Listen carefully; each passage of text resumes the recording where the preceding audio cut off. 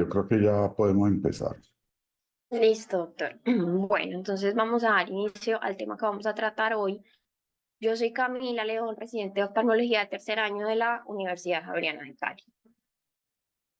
Entonces vamos a empezar esta revisión con su origen. Vamos a hablar de la necrosis retinal aguda.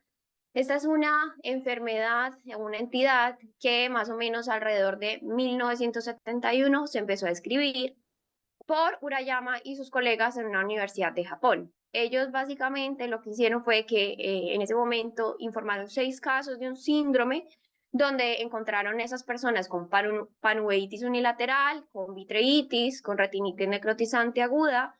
Encontraron que eran pacientes que presentaban arteritis retiniana y desprendimientos de retina regmatógenos al tiempo, una gran proporción. Y después se fue escribiendo, y a medida que se fue escribiendo, posteriormente John y Bird propusieron el nombre de, en ese momento, necrosis retiniana aguda bilateral. Vamos a ver que esta es una entidad inflamatoria que va a progresar hacia una retinitis necrotizante difusa. Básicamente, lo que vamos a encontrar en esta entidad es una retinitis y una vasculitis necrotizante inflamatoria que, aunque es poco común, puede tener consecuencias devastadoras porque es rápidamente progresiva, porque tiene gran tasa de complicaciones, como vamos a ver. Usualmente, y lo que se ha identificado en mayor medida, es la asociación viral con la familia de herpes viridae, y vamos a ver que con mayor frecuencia va a ser por el virus de varicela zoster, pero vamos a tener otros tipos de virus herpes implicados. También hay implicación de herpes simple, de citomegalovirus y del virus del Epstein-Barr. Entonces, con respecto a qué se ha encontrado de epidemiología en estos pacientes, como les decía, es una entidad clínica que es poco común en la población pediátrica, sobre todo se ha descrito muy poco, con mayor frecuencia se da en adultos que son sanos, adultos inmunocompetentes, entre la quinta y la séptima década de la vida aproximadamente, y hasta el momento no se ha demostrado que consistentemente haya una predilección o racial o de género. Sobre los estudios de incidencia, lo que se ha encontrado es que la incidencia estimada fue en un estudio que se hizo en Reino Unido. Entonces ellos estimaron la incidencia de la necrosis retinal aguda aproximadamente entre un 0.5 a un 0.63 casos nuevos por millón de habitantes al año allá en Reino Unido, pero de igual forma, pues hasta el momento se desconoce la incidencia exacta. Con respecto a los factores genéticos, se han identificado algunos complejos mayores de histocompatibilidad que en humanos son los HLA, en poblaciones caucásicas estadounidenses uno y otros en poblaciones japonesas. Y vamos a ver que aunque la necrosis retinal aguda se observa con mayor frecuencia en personas sanas e inmunocompetentes, que eso nos va a ayudar a diferenciar de otras entidades, también las personas que se consideran inmunocomprometidas pueden exponerse a esta entidad. Vamos a ver que hay una variante, por decirlo así, que antes se consideraba o algunos lo consideran una entidad diferente, que es la necrosis retiniana externa progresiva, que es una retinitis viral que es más agresiva, también causado por los virus de familia herpes, que hasta el momento se ha identificado como una de las retinitis causadas también por herpes e incluso una variante más grave de esta enfermedad.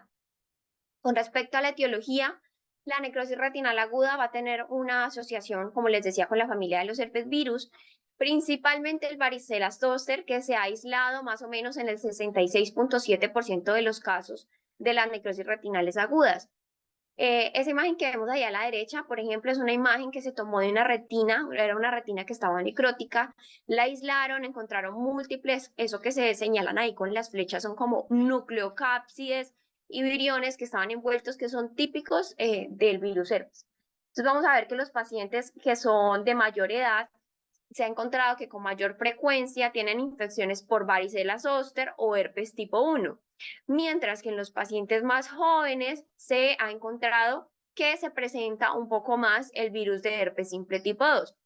Igual hay informes de casos que han asociado esta entidad, la necrosis retinal aguda, con el citomegalovirus y el virus del Epstein-Barr, como les decía previamente, que son también tipos de herpes virus, pero realmente con respecto a estos dos últimos la evidencia es limitada, pero sí hay reportes de casos descritos.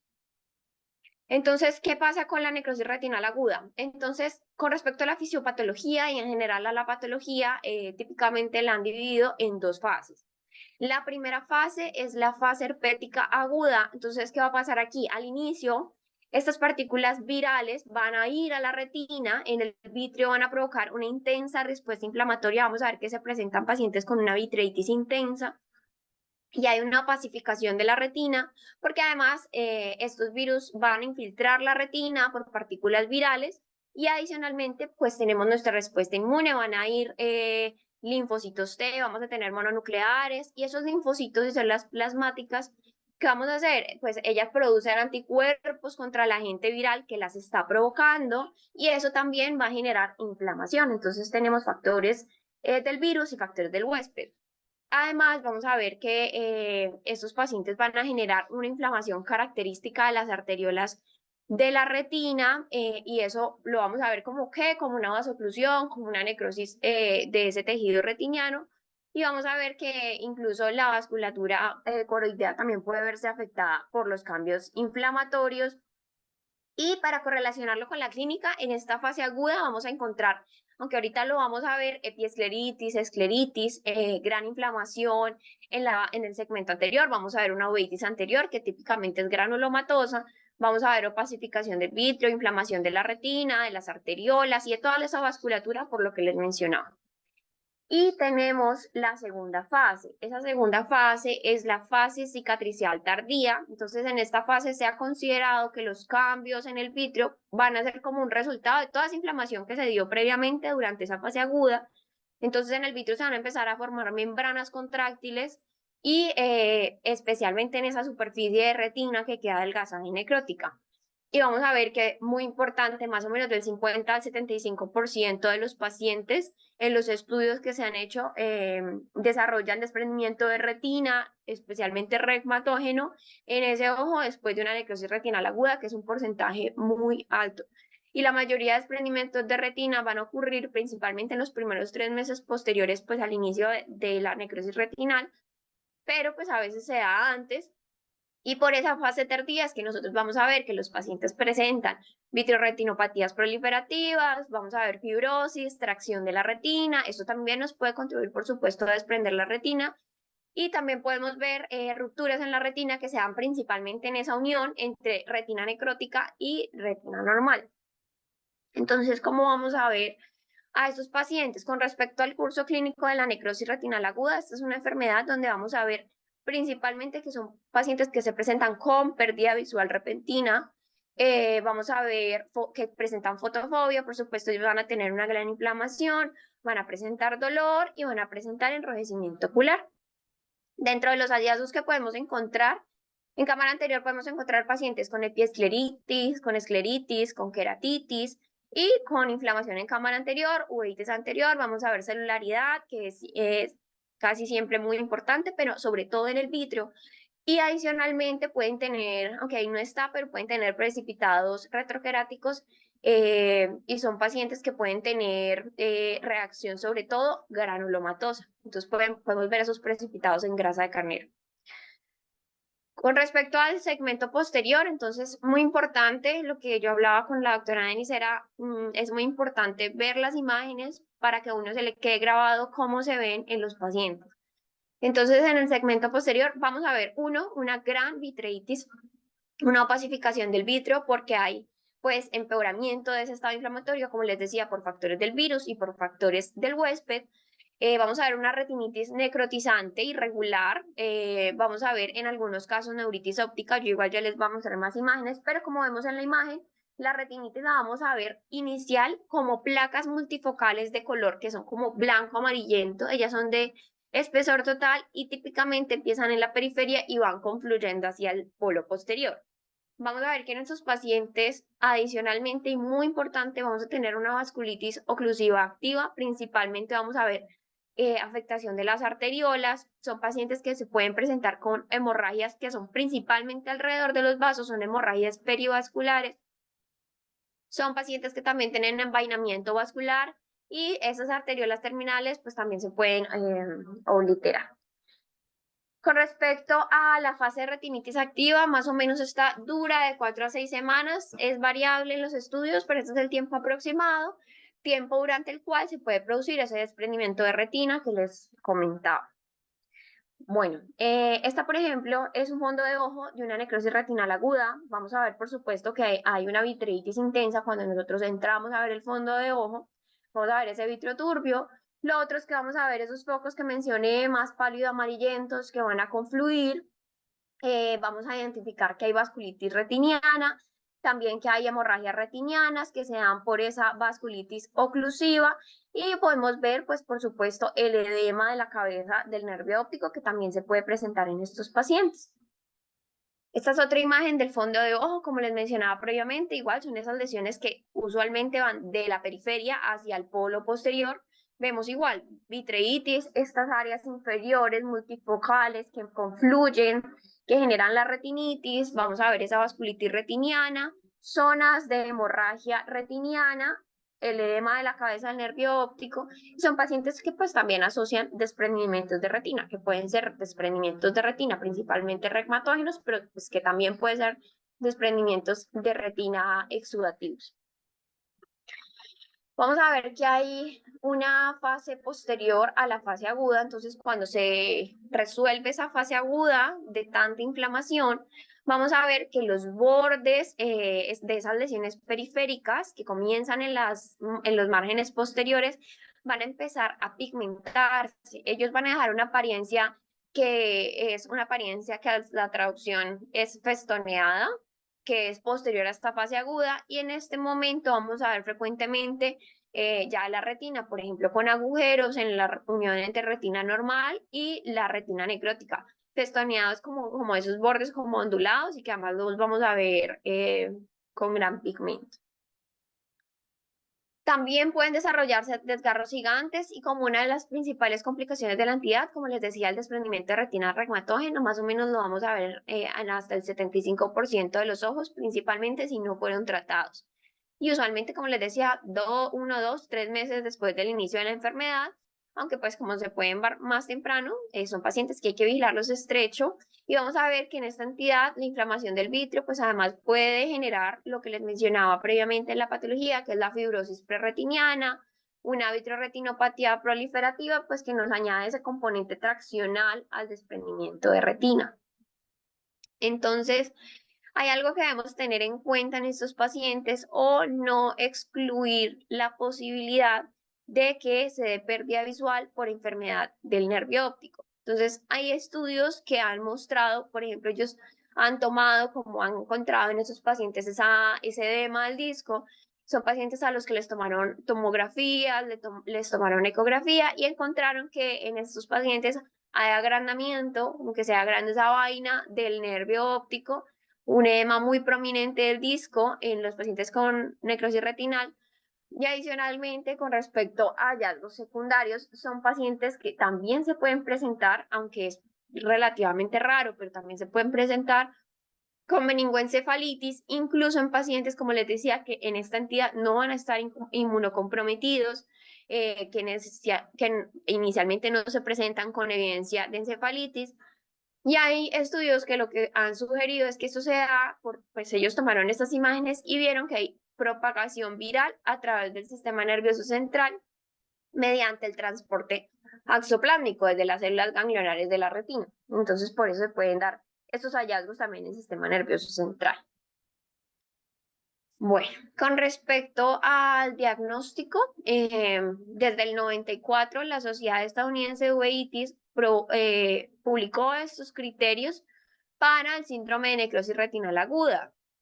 Entonces, según esta definición, estos criterios dependen únicamente de los hallazgos clínicos observados y de la progresión de la enfermedad.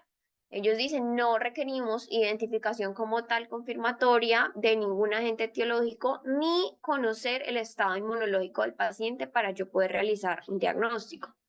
Entonces ellos nos incluyen dentro de los criterios uno o más focos de necrosis que sean de bordes discretos, que estén en la periferia retinal, como los que veíamos en la imagen previa, que van a ser de progresión rápida si no se tratan, y es una enfermedad que va, como les decía, de forma circunferencial, típicamente de la periferia al centro, donde vamos a ver pacientes con la vasculopatía oclusiva, con compromiso arteriolar, con una reacción inflamatoria muy importante en vitrio y cámara anterior.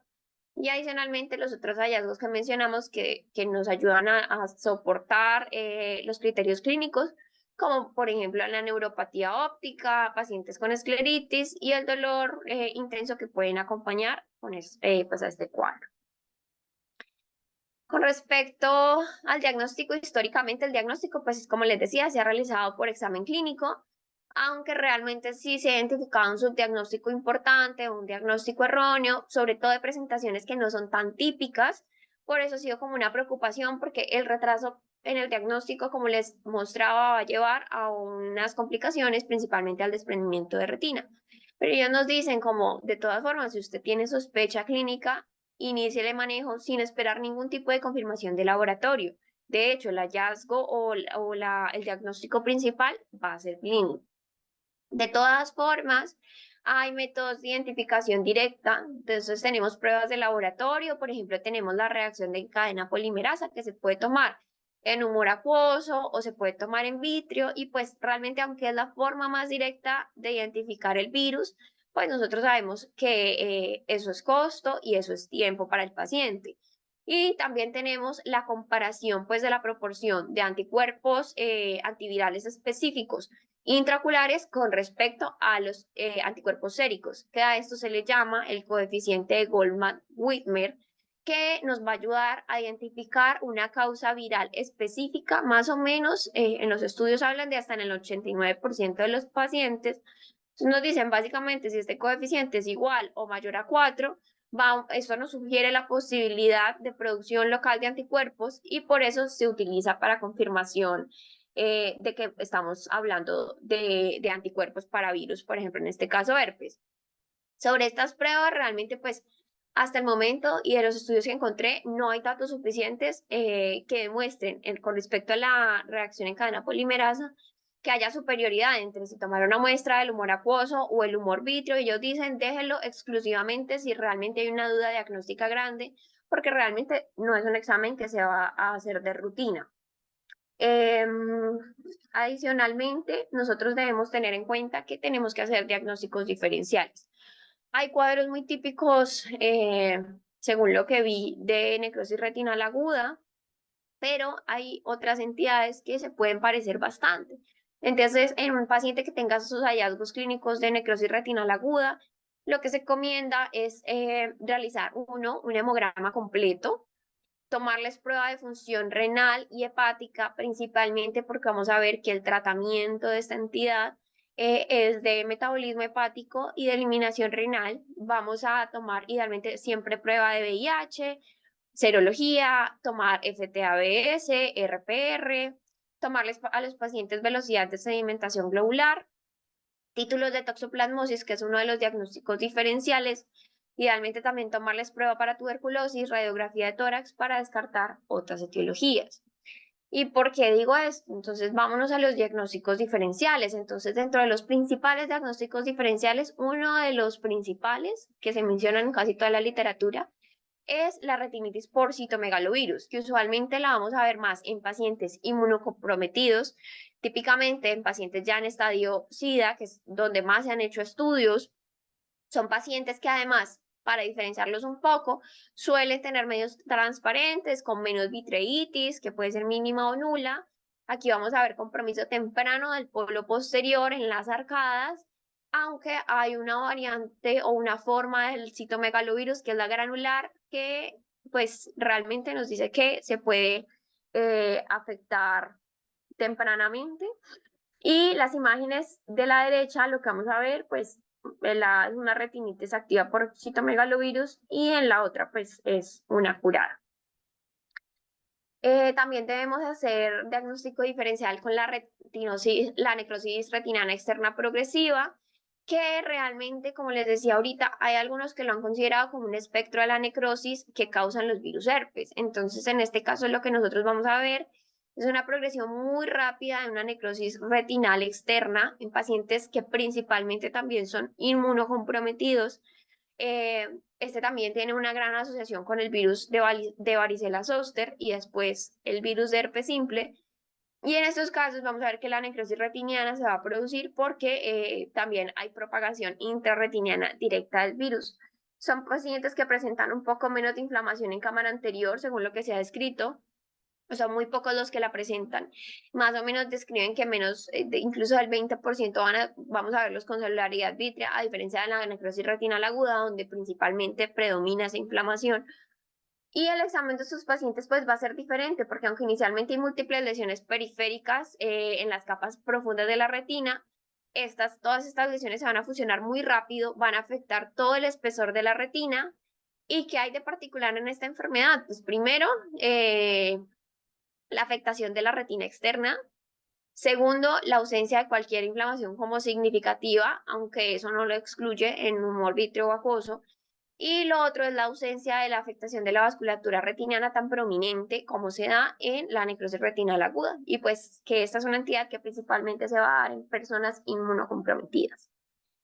También debemos hacer siempre diagnóstico diferencial con sífilis, pacientes que se presenten con inflamaciones granulomatosas, por ejemplo, la corioretinitis placoide posterior, son pacientes en sífilis que también pueden presentarse con vasculitis, son pacientes que pueden tener, como sabemos, como gran simuladora, pueden tener ese moteado, son pacientes que algunos llegan a presentar una retinitis necrotizante, que llegan a presentar también desprendimientos de retina serosos o regmatógenos. Entonces, lo ideal es uno buscar que si el paciente también tiene características sistémicas de la sífilis, por ejemplo, cambios palmoplantares, de todas formas, pues a ellos hay que hacerles el diagnóstico diferencial con sífilis y tomarles su serología. Lo otro es que en la toxoplasmosis que ya conocemos, pues y que se da mucho en nuestro medio, vamos a ver que esa inflamación importante es una entidad que se caracteriza principalmente por vitreitis intensa, con un área de retinitis focal visible a través de la vitritis, que es lo que nosotros hemos hablado, que es el faro en la niebla. Entonces nosotros igual cuando nos vamos al fondo de ojo, pues usualmente vamos a buscar esa cicatriz pigmentada de la retinocoroiditis, que es antigua, cerca de un área activa, pero pues en algunos pacientes es posible que nosotros no necesariamente vayamos a ver la cicatriz. Y en inmunocomprometidos, vamos a ver que estas características suelen ser atípicas. Los inmunocomprometidos, según lo que encuentro, pueden tener lesiones múltiples, menos vitreitis y pues incluso pueden llegar a tener afectación cerebral. Me pareció curioso que cuando estaba leyendo el tema, este es un artículo de 2020 de una serie de casos de 3 pacientes que presentaron toxoplasmosis. Entonces, era una toxoplasmosis que imitaba mucho una necrosis retiniana aguda grave. Y tengamos en cuenta que eran pacientes que eran principalmente expuestos a corticosteroides locales, porque sabemos que a veces es el tratamiento que les dan. Y entonces, ¿qué pasó con estos pacientes? En estos pacientes encontraron este fondo de ojo que estamos viendo a la derecha. Entonces, son fondos de ojo que tienen blanqueamiento retiniano difuso, con pérdida de la visión en el momento de la presentación. Ellos igual comprobaron el diagnóstico con reacción en cadena polimerasa. Fue un diagnóstico en 2 pacientes y en otro fue un examen histopatológico de una muestra de vitrectomía para el diagnóstico. En general, todos estos casos incluso se resolvieron con el medicamento antiviral y algunos pues los habían tratado previamente con los antiparasitarios. Entonces, ellos consideraron como principalmente esos pacientes que van a tratar de toxoplasmosis, que por X o Y motivo les dan corticosteroides, nos reducen la respuesta inmunocular y nos puede llevar a una rápida evolución de la toxoplasmosis que simula una necrosis retiniana fulminante. Entonces, por eso debemos hacer el diagnóstico diferencial con la toxoplasmosis y les podemos, por ejemplo, tomar pruebas de laboratorio de estos pacientes. Otro de los diferenciales que aparece bastante en la literatura y que me pareció curioso fue la endoftalmitis fúngica, en algunos casos incluso la bacteriana, pero pues en estos casos vamos a ver ese dolor, enrojecimiento, ese gran edema, de la inflamación, que son muy intensos. Vamos a ver el hipopión, el edema corneal, la infección corneal, historia de cirugía o historia de trauma, principalmente como sabemos con objetos vegetales. Son pacientes que tienen secreción en el ojo, que tienen un deterioro visual muy severo, una gran turbidez de los medios. Y pues por supuesto nosotros lo ideal es que siempre descartemos la panuvitis por otras causas. Ya vamos a hablar del tratamiento. Entonces, hay un metaanálisis muy reciente que se publicó en el Survey of Ophthalmology que recopiló todos los datos de tratamiento que se han publicado hasta el momento de la necrosis retinal aguda. Ellos encontraron que con respecto al enfoque de tratamiento, los resultados son muy variables, son muy heterogéneos, se han intentado diferentes combinaciones de fármacos, de duración, pero se han identificado principalmente tres enfoques de tratamiento. El primero, que demos un antiviral oral solo, que ya vamos a hablar de eso. El segundo, que demos antiviral intravenoso solo. Y lo tercero, que combinemos un antiviral sistémico, bien sea oral o endovenoso, con antivirales intravítreos. Y pues vamos a ver que con variable frecuencia podemos tener otro tipo de tratamientos, como por ejemplo los corticoides, que ya vamos a ver en qué situaciones. Entonces, con respecto a los antivirales sistémicos van a ser el gold estándar de tratamiento. Nosotros vamos a ver que tenemos diferentes opciones. Son estas que tengo aquí. Vamos a empezarlas a reducir gradualmente durante meses después de que empiece a resolver la necrosis retinal aguda. Y entonces podemos iniciar los orales endovenosos. Estas son las opciones orales. Por ejemplo, tenemos las dosis aquí de aciclovir, 800 miligramos, 5 veces al día. También está el valaciclovir, 1 a 2 gramos, 3 veces al día, hasta que se resuelva la retinitis y después empezamos a reducirlo, pero son tratamientos largos que pueden durar 2, 6, hasta 6 meses. Y de hecho se recomienda que sean tratamientos largos. O hay otros que no se encuentran tan frecuentes, pero pues para mencionarlos, está el famciclovir, que es de 500 miligramos, 3 veces al día, hasta que resuelva la retinitis y también se empiezan a reducir gradualmente. Tenemos los endovenosos, el que principalmente se ha usado endovenoso y se describe en toda la literatura, es el aciclovir. La dosis del aciclovir endovenoso es 10 miligramos por kilogramo, se da cada 8 horas y aproximadamente se debe dar de 7 a 21 días y después se empieza a pasar a tratamiento oral. Ahora, entre dar oral o endovenoso, hay estudios que los han comparado. Con respecto a si debemos usar antivirales orales o endovenosos, la evidencia pues sí es limitada, pero hay un estudio que nos sugirió que el valaciclovir oral y el aciclovir intravenoso dan resultados de niveles plasmáticos comparables del fármaco. Entonces, pues ellos nos dicen en este estudio, realmente no hay mayor diferencia entre que nosotros demos la dosis de 2 gramos cada 8 horas de valaciclovir versus la dosis endovenosa que les mencioné de 10 miligramos kilogramo del aciclovir. Los niveles plasmáticos fueron comparables, entonces se les puede dar perfectamente el tratamiento oral con las implicaciones que conocemos que tiene hospitalizar a un paciente para darlo en tratamiento endovenoso. Con respecto a los antivirales administrados por vía intravítrea, pues acorde a los estudios pueden ser beneficiosos como terapia, sobre todo complementaria, especialmente si la retinitis nos va a amenazar la mácula o el disco óptico. Entonces, el que más se ha estudiado es el foscarnet, pero también se puede dar, por ejemplo, ganciclovir. Las dosis que se han probado en los estudios son ganciclovir de 2 miligramos de 0,1 mililitros y el foscarnet, que es el que más se ha usado y el que ha mostrado, ya les muestro que evidencia es de 1,2 miligramos a 2,4 miligramos por 0,1 mililitro. Vamos a ver que acorde a la literatura, las inyecciones generalmente se van a administrar 2 a 3 veces por semana, hasta más o menos un total de 5 a 6 inyecciones en total, y ellas se pueden continuar semanalmente hasta que haya una curación completa.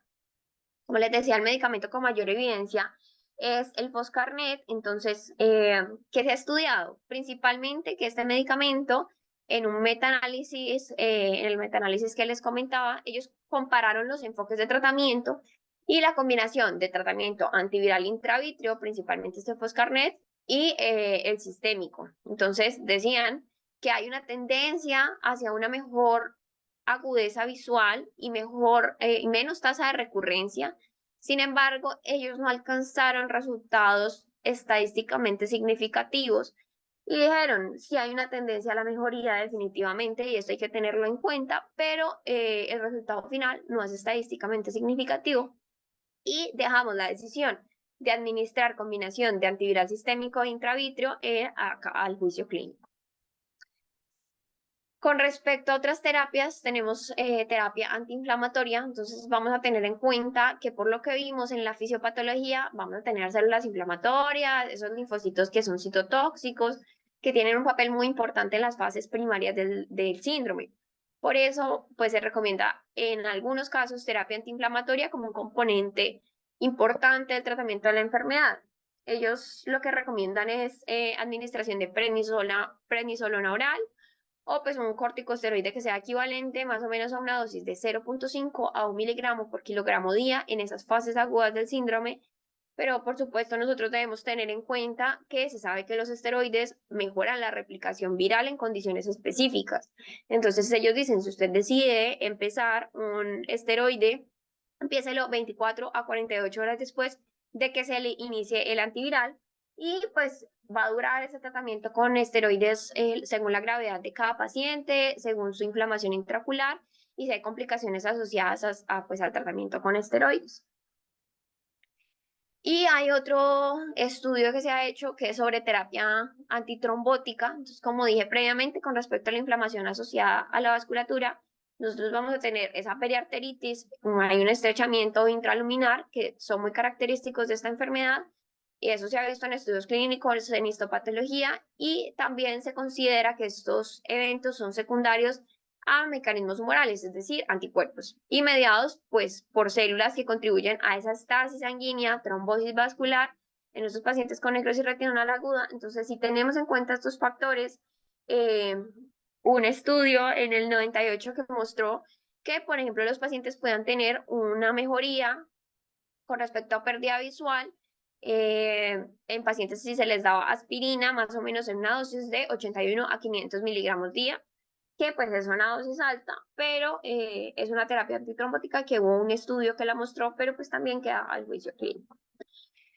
Y hay otros factores a tener en cuenta que se han estudiado. Entonces, por ejemplo, por la alta incidencia de desprendimiento de retina, algunos expertos lo que recomiendan es la retinopexia profiláctica con láser para disminuir este riesgo. Realmente no hay tantos estudios y en muchos estudios hay un sesgo de selección que pues esto nos va a limitar toda la interpretación de resultados. Por ejemplo, los ojos que recibieron láser profiláctico en la mayoría o en muchos casos tenían medios más claros, con una mejor presentación de la agudeza visual, pues una retina que está menos comprometida con respecto a los ojos que no recibieron láser. Por eso lo que ellos concluyen es, al momento no podemos concluir si el láser profiláctico para prevenir desprendimiento en necrosis retinal aguda es efectivo, pero pues es una opción que se ha descrito, que parece tener buenos resultados, pero como les digo, hay un sesgo de selección. Con respecto a otra recomendación que consideran profiláctica es la vitrectomía temprana. Para la necrosis retinal, pues antes de que se desarrolle el desprendimiento de retina, ellos dicen hay varias razones. Una, me permite eliminar mediadores inflamatorios. Dos, me permite eliminar esa tracción vítrea. Lo otro es que puede aplicar pues como una demarcación láser más completa de esa retina necrótica. Y lo otro es que hablan pues de que nosotros estamos haciendo un taponamiento de acción prolongada para prevenir un desprendimiento de retina. Entonces, hasta ahora lo que han mostrado los estudios es un posible beneficio en términos de reducción de frecuencia de desprendimiento, pero igual nos pasa que estos estudios estuvieron limitados porque basalmente habían características desequilibradas en los pacientes, porque el tiempo de seguimiento fue variable en cada paciente y porque eventualmente no encontraron como un beneficio visual significativo. Entonces, sobre lo que hay en este momento de evidencia, no concluyen si la vitrectomía para prevenir el desprendimiento de retina en el contexto de esta necrosis retinal aguda es realmente un beneficio, pero pues dicen igual, las tendencias es a mejorar la frecuencia de presentación del desprendimiento de retina. Ahora, nosotros entonces, si ya tenemos un paciente con desprendimiento de retina, como les decía, es una complicación grave que se da en muchos pacientes, entonces la mayoría de estos desprendimientos van a ocurrir de semanas a meses del inicio de los síntomas y estos pacientes pues es común que, como les decía, se presente proliferación vitreoretiniana y pues lo principalmente mencionado en la literatura para estos pacientes es realizarles vitrectomía, implantarles aceite de silicón, realizarles la fotocoagulación con endoláser y lo que describen es aplace idealmente la colocación del lente intraocular hasta que ya decidan extraer el aceite de silicón y ahí decida si va a ser extracción combinada de cataratas más colocación de lente intraocular. De igual forma, pues, ellos dicen, los desprendimientos se dan muy frecuentes a pesar de la cirugía y los malos resultados visuales son muy comunes, a pesar, pues, de que el tratamiento se dé correctamente. Y ya para finalizar, con respecto al pronóstico de estos pacientes, como les decía, es un pronóstico que no es tan favorable, es una entidad que progresa rápidamente y que tiene una alta tasa de complicaciones. Entonces, los primeros estudios muestran que la historia natural de este síndrome clásico nos va a llevar a un pronóstico muy malo, sobre todo si los ojos no son tratados de forma temprana y que solo el 28% de los ojos no tratados en los estudios actuales nos van a dar una agudeza visual final mejor que 20/200 y esto se debe principalmente al desprendimiento de retina, que como les decía va a ser especialmente reumatoideo, que se va a dar en el 75% de los ojos afectados. Lo otro que les decía es que vamos a tener pues disfunción del nervio óptico, que si ya hay una atrofia del nervio, que si ya hay una neuropatía crónica, pues también nos va a influir en la agudeza visual final, al igual que si hay afectación macular o si hay una vasculopatía isquémica. Y eso es como lo que quería mostrarles hoy, principalmente las imágenes y la actualización que hay en tratamiento.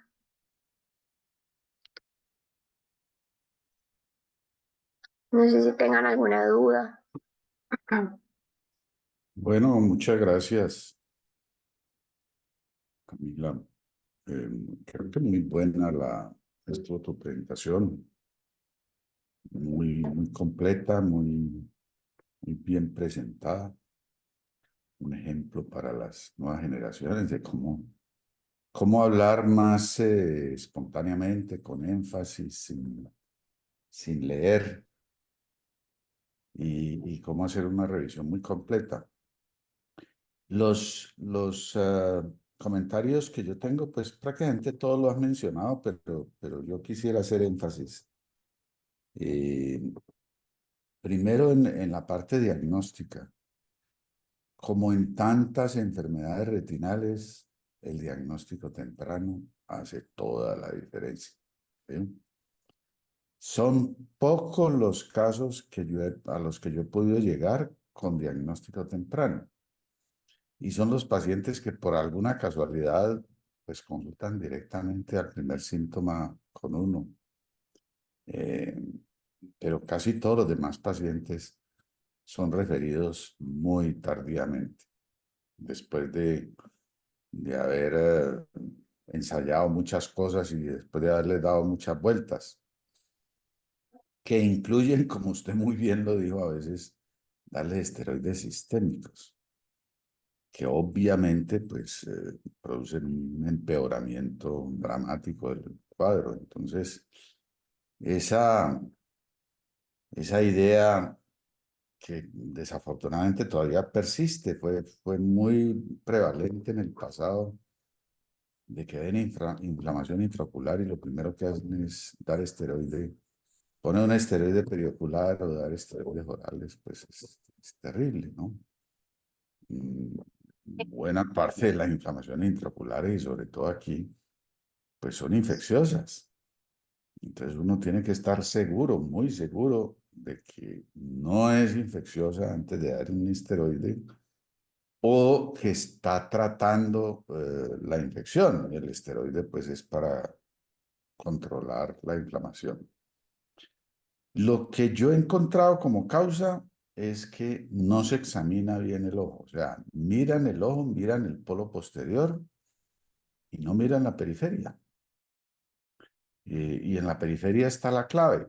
Recuerdo muy bien una colega, una médica, que le miraron y tenía papilitis y vitreitis.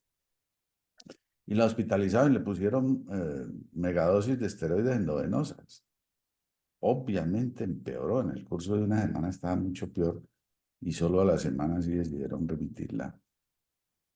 Y ya, y ya tenía un cuadro severo. Esa paciente después de 2 o 3 cirugías terminó con visión de movimiento de manos, pero logramos por lo menos preservar el ojo porque era, se la había comido el herpes, ¿sí?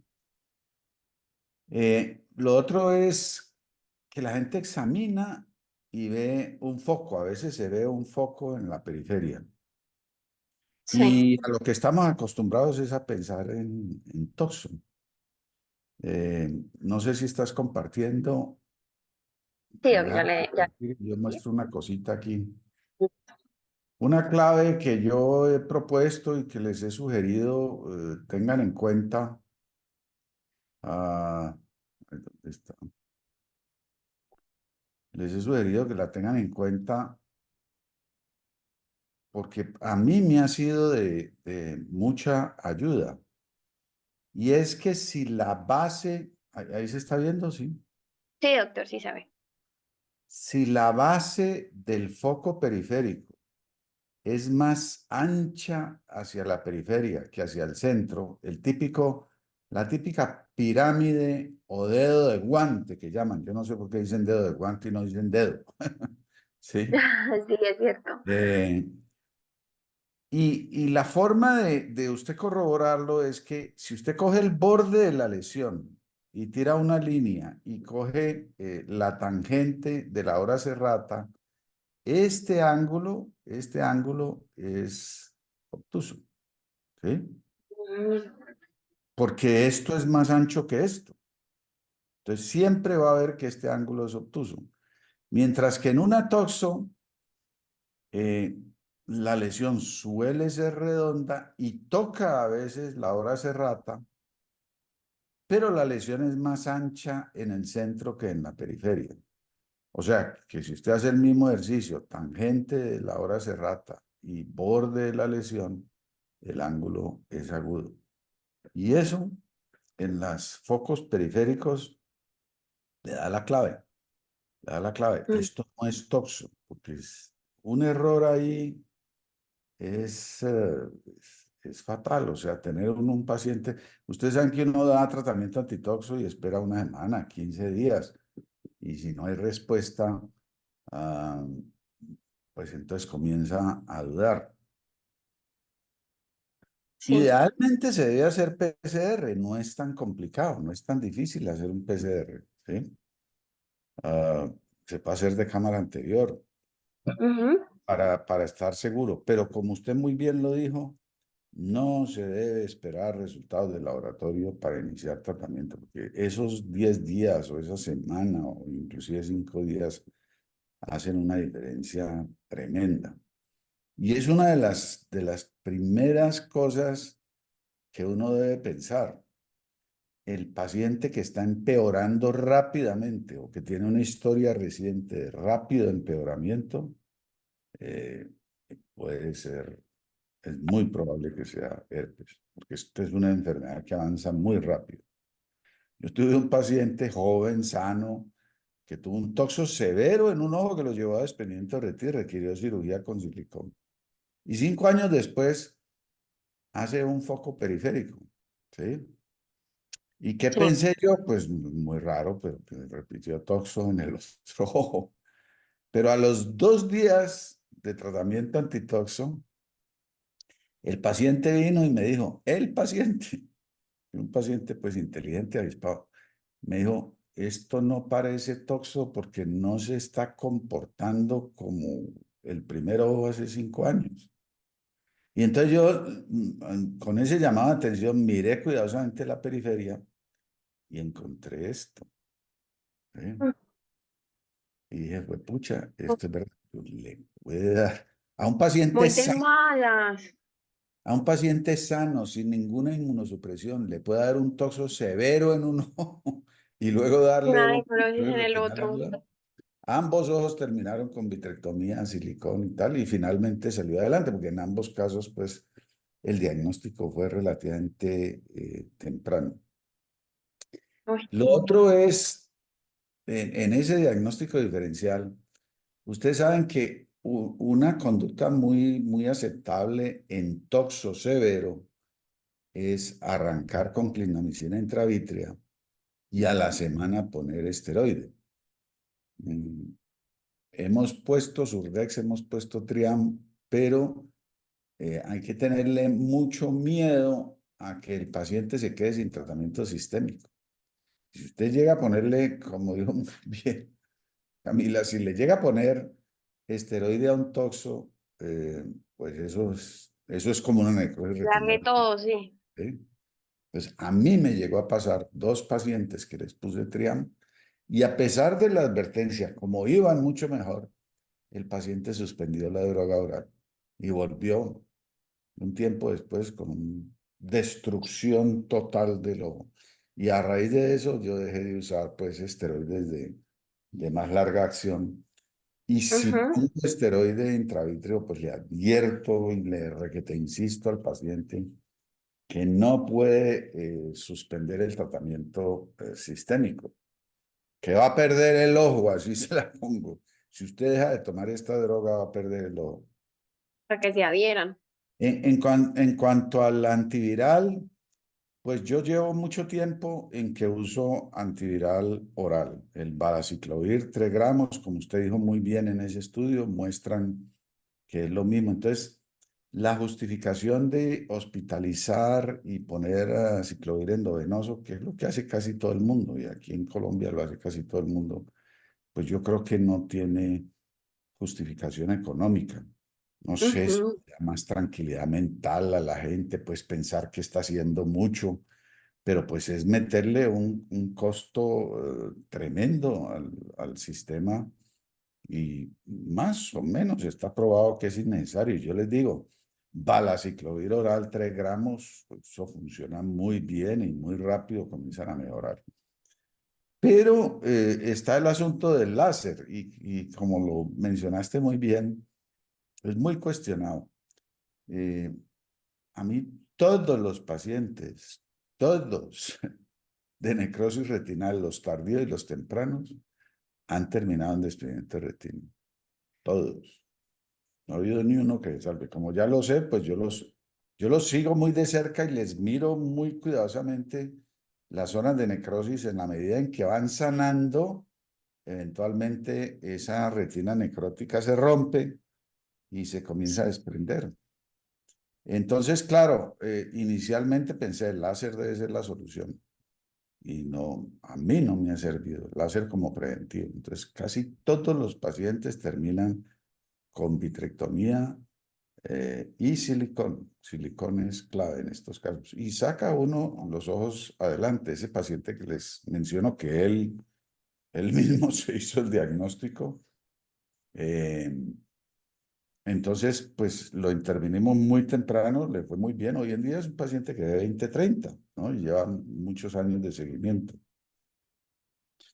Eh, y entonces uno piensa, si todos van a terminar en DR, ¿no era lógico hacer lo que dijiste, pues hacer la vitrectomía antes de que se desprenda? Pues yo no he sido capaz de tomar esa decisión y lo que hago es que sigo el paciente muy de cerca, o sea, casi que cada 2 o 3 días estar mirando, no Ujú. esperar a que el paciente pierda visión, no esperar a que se desprenda toda la retina, sino que apenas ve usted que se está levantando ahí alrededor de la lesión que va sanando, entrar y hacer la vitrectomía. Y a ese paciente le va a ir bien. Y, y un último comentario sería, ya que en estos días hablamos de herpes y prevención de herpes y vacuna, y el valor del Shingrix versus el Zostavax, que entre otras nos acabamos de poner Shingrix en Estados Unidos. A raíz de esa charla fuimos a ponernos, porque aquí no se consigue, ¿no? La Es cierto. pregunta es, no sé si alguien la sepa, en términos de necrosis retinal, también sirve, debe servir, ¿no? Para prevenir. Porque les digo, eh, es una enfermedad muy desconcertante y yo pensaría, ustedes saben que la vacunación para herpes la recomiendan en mayores de 60, ¿no? Y de hecho usted con 50 va a decir, vaya, póngame, y creo que ni se la pone. Pero si un herpes facial o intercostal, costal, pues es una entidad bien apabullante, bien difícil de manejar por el dolor y los síntomas. Yo les digo una necrosis retinal. Y la necrosis retinal ocurre en jóvenes. Yo Sí. tengo 2 médicos jóvenes que no pueden creer que eso les esté pasando a ellos y que han quedado pues con reducción marcada de la visión. Y que lo hemos estudiado, inclusive pues ellos se han ocupado de hacer todo el estudio inmunológico, porque dicen, no, yo tengo que tener algo. No tienen nada. Por lo menos hasta donde podemos hacer hoy en día, hasta donde puede hacer un inmunólogo, un reumatólogo, estudiarles todo el sistema inmune, infectólogos, estudiarles todas las posibilidades de infecciones predisponentes o debilitantes. No tienen nada y los he seguido varios años y efectivamente son personas sanas que quedaron tuerticos por una necrosis retinal aguda. Entonces, uno piensa, si, si se demostrase que la vacuna, el Shingrix, protege contra esto, no debería ponérsela a todo el mundo, porque es rara, es verdad que es rara, pero es devastadora, ¿sí? Exacto. Y si ustedes me dicen por qué, qué se sabe de por qué le da, ni idea. Ni idea de los pacientes que yo he tenido, ni idea, nada, y de todo lo que hemos revisado y estudiado, porque este tema lo hemos presentado varias veces, nada, no sabemos nada de por qué le da a personas totalmente sanas semejante cosa tan agresiva y tan destructiva. Sí, de acuerdo. De hecho, todos los estudios y lo que se ha mostrado son pacientes inmunocompetentes, no tienen nada, nada diferente.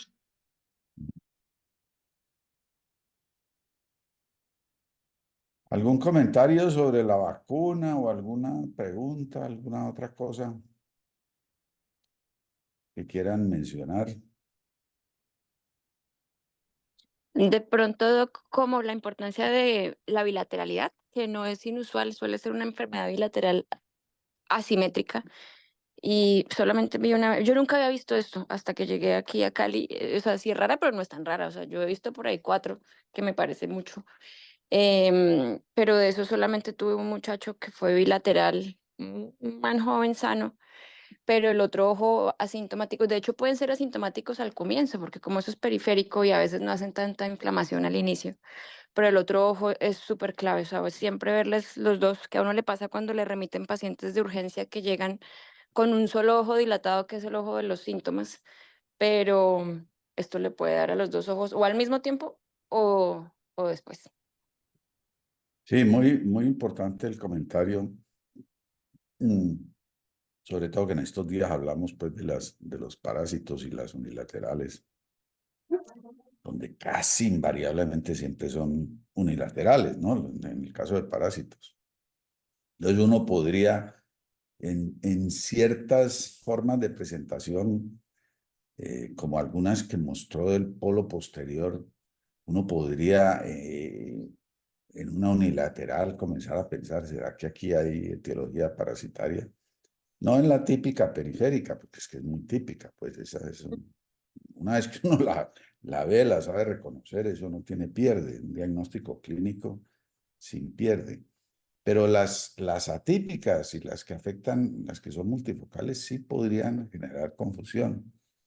Entonces, que uno se quede bananeando ahí el paciente un tiempo y aparezca en el otro lado.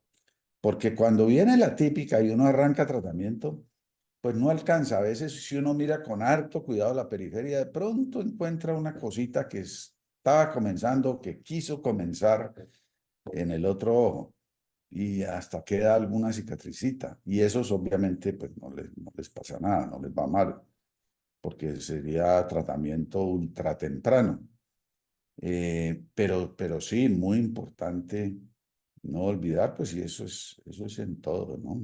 Siempre mirar el otro ojo y mirarlo con cuidado, porque pues es la única forma que usted tiene de saber que esto es unilateral.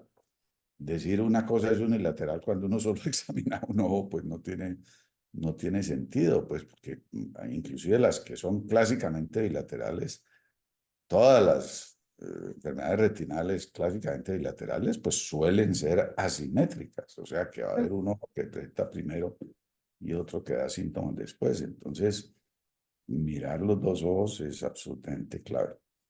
Lo que sí pasa es que si uno hace el diagnóstico temprano y arranca tratamiento bien hecho, pues entonces nunca la va a ver en el otro ojo, lo que va a ver es muy poquito. Sí, de Algo- acuerdo. De hecho, lo que dice la doctora se acerca mucho a la literatura porque yo sí vi que más o menos un tercio de los casos se presentan de forma bilateral, que no es tan infrecuente realmente. Sí, lo que pasa es que sí suele ser bastante asimétrico, ¿sí? Mm, O sea, hay un ojo muy malo y el otro tiene muy poquito. Claro, si uno no hace el diagnóstico, entonces ahí sí le cantan los dos. Le van a cantar los dos relativamente rápido.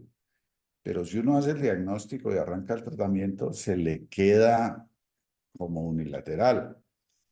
Eh, y ese es otro, digamos, elemento todavía mucho más importante para el diagnóstico temprano. Ya no estamos hablando de que le quedó tuertico el paciente, sino que le puede quedar ciego. ¿Sí? Y estamos hablando de una persona sana, joven, sin ninguna patología y que de un día para otro le da semejante cosa tan brava, tan agresiva. Es un sí, diagnóstico que hay que meterse en la cabeza y tenerlo muy presente, porque es dramático. Les digo, es absolutamente dramático. sí. ¿Algún otro comentario? Nadie que sepa sobre la vacuna. No, no encontraste nada en la parte No, pre. en vacuna no vi nada. Yo puedo inferir, pues, que si a mí no me da herpes, eso es... Yo no recuerdo haber oído en ninguna de las charlas, pues como que no le hemos parado muchas bolas o la comunidad científica no le ha parado muchas bolas a cierto. ver si hay algún valor protectivo, protector de una vacuna para esta enfermedad, que le suena a uno como lógico, ¿no? Que sí Sí, sirve, tiene porque es que sentido. los herpes cutáneos pues son parecidos, ¿no? Personas sanas que no tienen nada y de pronto, blum, una explosión de herpes eh, que hace mucho daño y es muy dramático, pero por más maluco que sea un herpes en la piel comparado con esto, es un paseo por el parque, pues. Sí, de acuerdo. De acuerdo. Bueno, Igual voy a buscar para ver si de pronto, pero no creo, es que como son tan pocos nos los cuenta casos el de chisme. Si alguien encuentra el chisme de que contagio. alguien haya hecho algún estudio sobre verdadera profilaxis que sería vacunar, pues sería muy interesante saberlo. Sí, Bueno, si no hay más bueno, comentarios, muchas gracias. gracias a todos, que estén bien. Gracias.